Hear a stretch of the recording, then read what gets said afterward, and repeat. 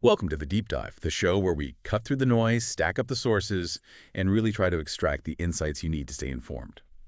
Today, our focus is squarely on Microsoft Corporation, that's MSFT, a tech giant that's not just part of our daily digital lives, but also increasingly powering the future with AI and cloud.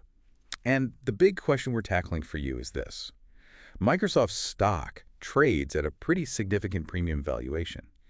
Is that really justified? Or are investors maybe overlooking some critical risks? How do you make sense of all this complex business, the frankly impressive financials, and those challenges it faces? Yeah, it's a great question. And just to give you our conclusion up front, based on our analysis of the source material, our recommendation for Microsoft MSFT is actually a BUY with a 12-month investment horizon. So our mission in this deep dive is really to unpack why we landed there. We'll explore the company's, formidable strengths, navigate some of those complex risks, and try to understand its unique spot right in the heart of the tech landscape. Okay, let's definitely unpack this then. Microsoft's transformation over the last, say, decade has been pretty incredible. It's not just about desktop software anymore, is it? Yeah. So how have they actually woven together all these different businesses into what they are today? Well, their core mission statement is still to enable people and businesses throughout the world to realize their full potential. But how they do that has evolved massively. They now have this really sophisticated hybrid business model. It's a mix. You've got some traditional software licensing still, but increasingly it's about high margin recurring subscriptions, SaaS, software as a service, plus those consumption-based cloud services, infrastructure as a service, platform as a service, ILS and PaaS. And yeah, they still sell hardware and have a big digital advertising arm too. Operationally, it helps to think of them in three main chunks, three core segments. First is productivity and business processes. This is all about reinventing productivity.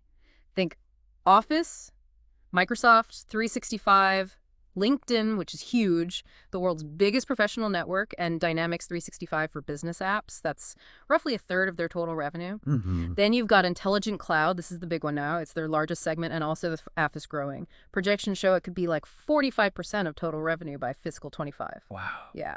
And this is where you find Microsoft Azure, their big cloud platform, but also traditional server products like Windows Server, GitHub for developers, and their enterprise services. It's all about building that intelligent cloud and intelligent edge platform. Okay. And the third? The third is more personal computing. This is kind of the legacy heartland, but also the most cyclical, slowest growing part now. It's dedicated to creating more personal computing. So Windows is here, Surface devices, the whole gaming division with Xbox and their search and news advertising like Bing. You've laid out these three segments: productivity, cloud, personal computing.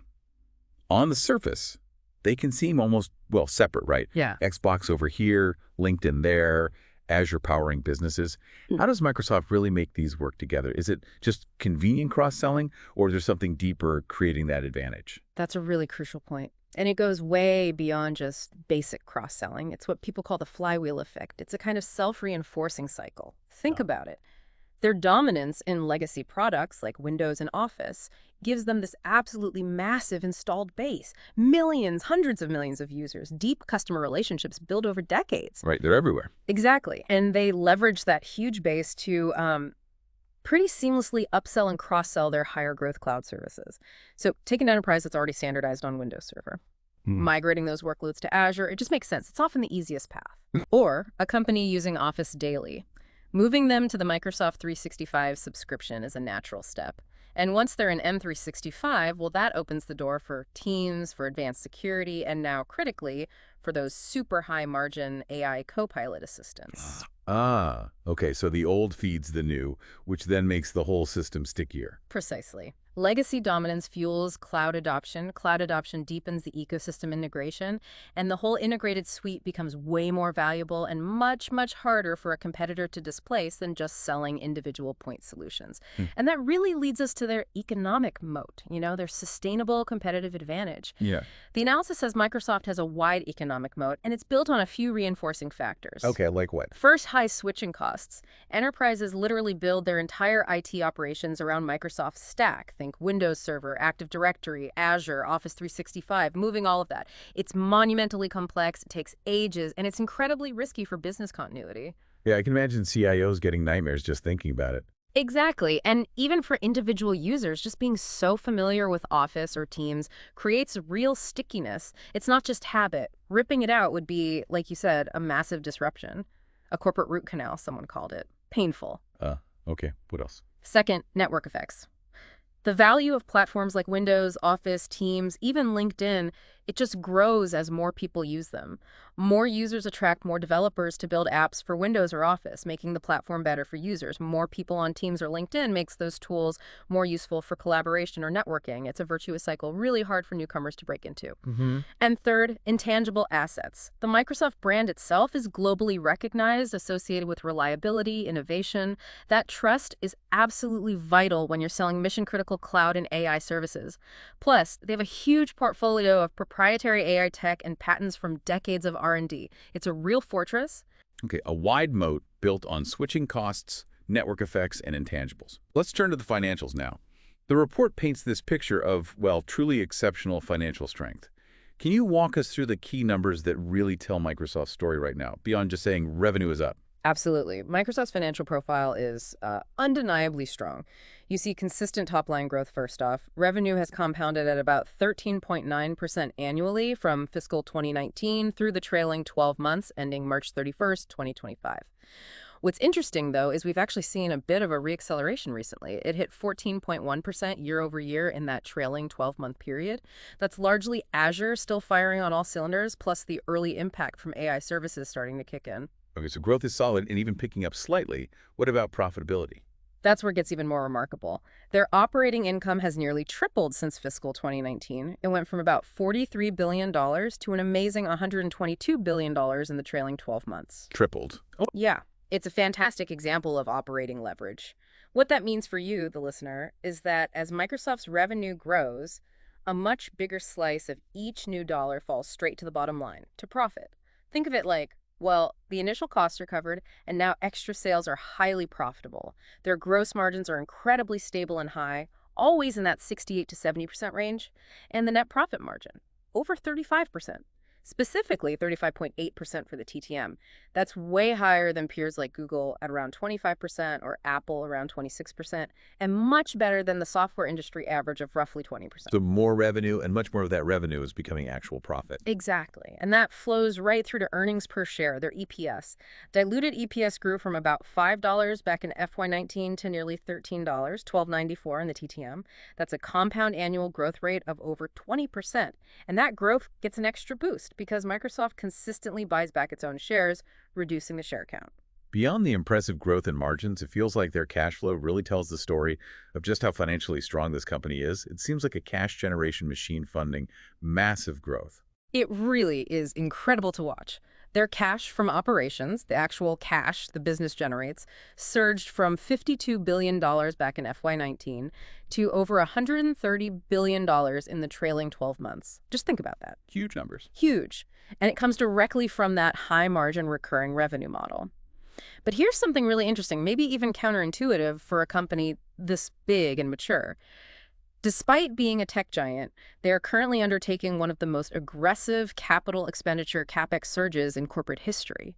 They've basically quadrupled their CapEx since 2019, spending over $61 billion in the TTM. Quadrupled CapEx. Wow, what are they spending all that on? Primarily AI infrastructure. Data centers, specialized chips, the whole works needed to power this AI revolution. It's a massive front-loaded investment. Okay, so they're pouring money into the future, but does that leave anything for shareholders now? And that's the real aha moment here. Despite these absolutely historic investments, Microsoft still generates enormous free cash flow. That's the cash left after CapEx. Over $69 billion in the PTM. $69 billion left over. Yes. And here's the kicker.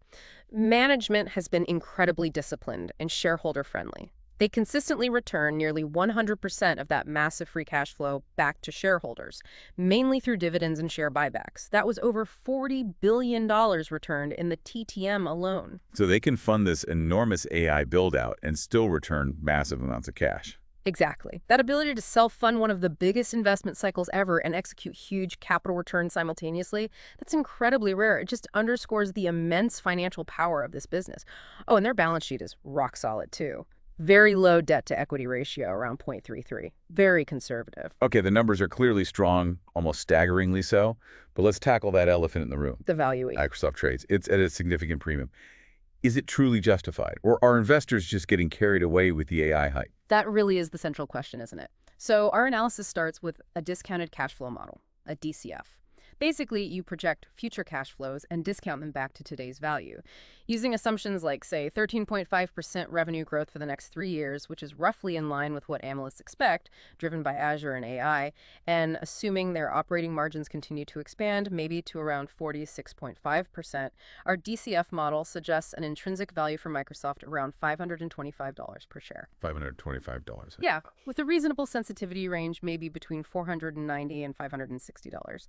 It's also worth mentioning their weighted average cost of capital, the WACC, is quite low at 9.79%. That reflects Microsoft's low-risk profile. Its beta is about 1, meaning it moves roughly in line with the market, surprisingly stable for tech, and also their low reliance on debt. So the DCF suggests the current price might be fair, maybe even has some upside. What about comparing to other companies, relative valuation? Right, let's look at relative valuation.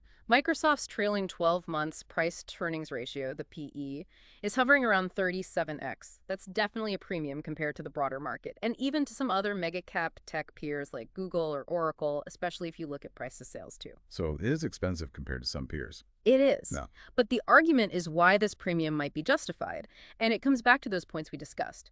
Their superior profitability, remember that 35.8% net margin, that's best in class, plus the robust growth profile driven by cloud and AI, which are high-demand areas. Investors also seem willing to pay what you might call a quality premium because of the recurring revenue, the fortress balance sheet, and that wide economic moat. And, while 37x PE sounds high, if you compare it to some pure-play, high-growth enterprise SaaS companies where PE ratios can easily be over 50x, even 100x or more, well, suddenly Microsoft looks potentially more reasonable given its scale and profitability. Okay, so the valuation might be high, but arguably justified by quality and growth. But let's get into the sharp confrontation of ideas here. No company is risk-free, especially one this big and influential. Let's not gloss over what are the real potential downsides, the things that could genuinely throw a wrench in the works for Microsoft. Right, this is crucial. We absolutely need to be clear-eyed about the challenges. And arguably, the single most significant long-term risk facing Microsoft today is regulatory scrutiny. The regulators. Yes, they are under intense and, frankly, increasing antitrust pressure all over the world, US, EU, China. It's focused on their cloud computing practices, the way they bundle Teams with Office 365, and their very significant partnership with OpenAI. What could happen? Adverse outcomes could range from huge fines to mandated changes in how they operate, maybe even forced divestitures of certain businesses. Any of that could seriously weaken their competitive moat and that integrated strategy we talked about. It's a major overhang. Okay, regulatory risk is number one. What else? Then there's AI monetization and execution risk. Yeah. Look, the current investment thesis, the premium valuation, it leans heavily on their AI strategy being a massive success. But what if customers balk at paying premium prices for Copilot features? What if adoption is slower than everyone hopes? And there's also the risk that the cost of running these incredibly complex AI models turns out to be higher than expected. That could definitely put pressure on those fantastic margins investors are counting on. Execution matters here. Makes sense. Competition. Intense competition, always. We're talking about a hyper-competitive landscape with giants like Amazon's AWS and Google's GCP in the cloud war. Yeah. And the AI race involves basically every major tech player. Microsoft absolutely cannot afford to get complacent. They need to keep innovating at pace. Right. And here's another one, maybe a bit more nuanced, but creates a real tension. ESG factors and what some call the sustainability debt. Microsoft has really ambitious environmental goals, carbon negative, water positive, zero waste by 2030. Very commendable, but their Scope 3 emissions, that's the indirect emissions from their supply chain, and crucially, from customers using their power-hungry products like cloud and AI, those emissions have actually increased by over 30% since their 2020 baseline. Increased, huh? Yeah. So there's this fundamental tension. The very AI revolution driving their growth requires massive amounts of energy and water for data centers. It puts their growth engine directly at odds in some ways with their sustainability goals. It's a huge operational and reputational test. How do they square that circle? That is a fascinating conflict. Growth versus green goals. Exactly. And then, of course, you have the standard risks. A major economic recession would slow down IT spending across the board. There's acquisition integration risk, particularly making the huge Activision Blizzard deal work smoothly. And key person risk, Satya Nadella has been a phenomenal CEO. His leadership is a major asset. But those top few, especially regulation and AI execution, feel like the most pressing right now. Okay, so we have these Pretty significant headwinds, especially the regulatory clouds gathering and that sustainability tension. Given all that, what are the most compelling potential catalysts? What could realistically drive Microsoft's stock even higher from here? Well, the single biggest near-term catalyst, I think, has to be AI monetization at scale, specifically the widespread adoption of those Copilot subscriptions. Right, the AI assistant. Exactly. Getting those embedded across the hundreds of millions of commercial users already on Microsoft 365 and Dynamics 365. That represents a potential multi-billion-dollar, very high-margin revenue stream that's really only just getting started. Every percentage point increase in how many users sign up for Copilot, the attachment rate could significantly boost revenue and earnings. It's still very early days there. Okay, Copilot adoption is key. What else? Second, continued cloud market share gains. Azure keeps growing faster than the overall cloud market, and it's consistently been taking share, particularly from AWS, its main rival. If they can keep that momentum going, especially by using their integrated AI and data services to win big enterprise deals, that remains a core growth driver. And third, I'd point to gaming synergies and subscription growth. If they successfully integrate those huge Activision Blizzard franchises, think Call of Duty, into the Xbox Game Pass subscription, that could really accelerate subscriber growth for Game Pass. And that shifts their gaming revenue towards a more predictable, high-margin recurring model, much like they did with Office moving to Microsoft 365. Okay, so potential upside from AI monetization, continued cloud growth, and making the gaming subscription model really take off. So bringing it all together, we've got this powerful growth story driven by cloud and AI, fortified by a strong moat and financials. But then we have these very real, substantial headwinds, regulation, execution risk, even that sustainability paradox. How do we synthesize all of this? When you weigh these opposing forces, what's the final verdict? Yeah, let's synthesize. Look, Microsoft has truly successfully transformed itself. It's now a dominant force, arguably the dominant force in many ways, in cloud computing and AI. Their management team has shown incredible strategic foresight, positioning the company right at the epicenter of what look like the biggest, most durable growth trends in the global economy for years to come. And that strategic position is backed up by that wide and I'd argue deepening economic moat, that integrated ecosystem creating high switching costs and powerful network effects. Financially, as we discussed, it's just a model of strength and efficiency. You've got robust growth, best-in-class profitability, and that incredible free cash flow generation, allowing them to reinvest massively in AI while returning huge sums to shareholders. Now, the risks, especially from regulators and intense competition, they are substantial. We can't downplay them. But given Microsoft's sheer scale, resources, technological leadership, and how deeply embedded they are in the enterprise, well, the analysis suggests these risks are ultimately manageable. The valuation isn't cheap anymore, let's be clear, it commands a premium. But that premium reflects the company's quality and those growth prospects. And our intrinsic value work suggests the current market price is fundamentally justified, maybe even with room for more upside if that AI monetization really delivers over the next few years. So the final call. So based on synthesizing all of this, the business model, the financials, the moat, the risks, the outlook, the final recommendation is indeed a BUY for MSFT with a 12-month investment horizon. The core thesis really rests on those durable competitive advantages, combined with a clear executable strategy to monetize generative AI using their unmatched enterprise distribution channels. Plus, the financial strength provides a solid foundation. We suspect the market maybe hasn't fully priced in the long-term earnings power of that whole Copilot ecosystem yet. So for investors looking out 12 months or more, we see a compelling opportunity here. Well, thank you for joining us on this deep dive into Microsoft. We really hope this gives you a clearer picture of what's quite a complex investment case, separating some of the hype from the fundamental drivers, and hopefully leaving you with a data-driven conclusion. We definitely encourage you to reflect on some of those tensions we talked about, like the push-pull between AI's massive potential and its environmental footprint, or those ongoing regulatory battles that continue to shape the future for Microsoft and other tech giants. Yeah, and maybe it leaves you with this question. As AI continues to reshape entire industries, how will this delicate balance between incredibly rapid innovation, the need for immense capital spending, and ever-increasing regulatory oversight, how will that balance ultimately determine the fate, not just of Microsoft, but really of all the companies leading this technological revolution? Great thought to end on. If you found this deep dive valuable, imagine what else you could learn. Make sure you subscribe to the deep dive for the fastest and most frequent updates. We aim to bring you more clarity and those aha moments on the topics that matter most to you.